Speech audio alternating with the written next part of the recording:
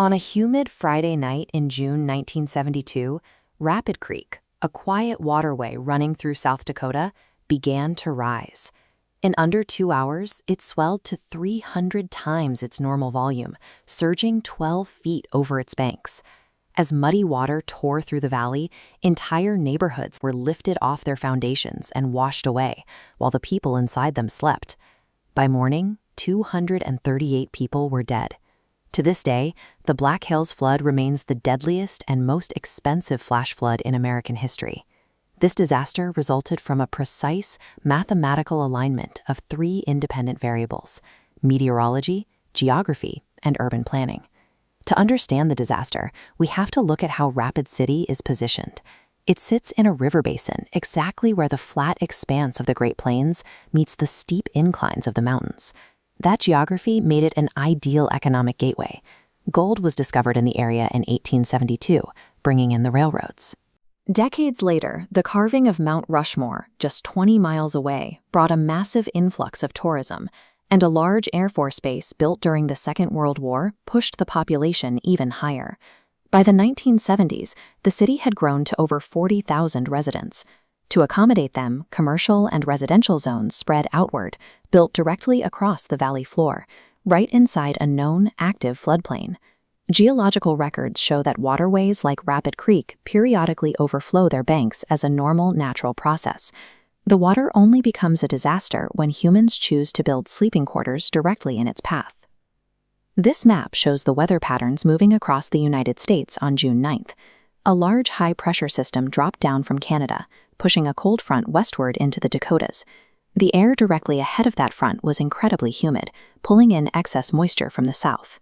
Instead of continuing to drift westward, that heavy, moisture-dense air slammed directly into the Black Hills, a wall of terrain averaging 5,000 to 7,000 feet above sea level. This triggered a process called orographic lifting. When humid air is forced upward by steep mountain terrain, it rapidly cools. That cooling causes the atmosphere to release its moisture as heavy thunderstorms. Normally, these storms pass over the hills and disperse, but a rare set of high-altitude winds trapped the system, holding it entirely stationary. Over the next 6 hours, 15 inches of rain poured down onto a tiny 60-square-mile area.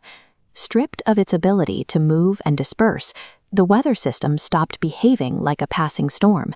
It acted as a localized, continuous water cannon aimed straight at the ground.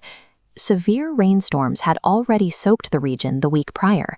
The soil was completely saturated, meaning the ground couldn't absorb any new rainfall. The hillsides behaved exactly like paved concrete. These hillsides are deeply carved by erosion. The steep canyons of the Black Hills captured millions of gallons of runoff, immediately pulling it downhill. Dozens of smaller tributaries, many of which were completely dry just hours earlier, were suddenly roaring. They all channeled their water into one single choke point in the valley below, Rapid Creek. The geography of the landscape guaranteed the outcome. This historic volume of rain, rejected by the soil and funneled through the canyons, was delivered violently to the valley floor. Up in the hills, the water swept up trees and boulders. This debris rushed downstream and completely clogged the spillway of the Canyon Lake Dam. Unable to relieve the pressure, the structure collapsed, releasing a final wave into the creek. The flow down the waterway reached 50,600 cubic feet per second. That is 10 times the volume of the highest previously recorded flood in the area. Even with this volume of water, the most fatal variable was the timing. The crest of the flood slammed into Rapid City at exactly midnight, long after most residents had gone to sleep. A meteorological water cannon, a perfectly shaped geographical funnel, and a resting population. The trap snapped shut before anyone even knew they were in danger. By 5 a.m., the creek was back within its normal banks, leaving behind absolute destruction. Over 5,000 vehicles were destroyed, and 1,335 homes were wiped completely off their foundations. When city officials surveyed the damage, they realized a harsh engineering truth. They couldn't build bigger dams or massive levees to protect the city because the local ground composition is prone to sinkholes, making heavy concrete barriers impossible to support.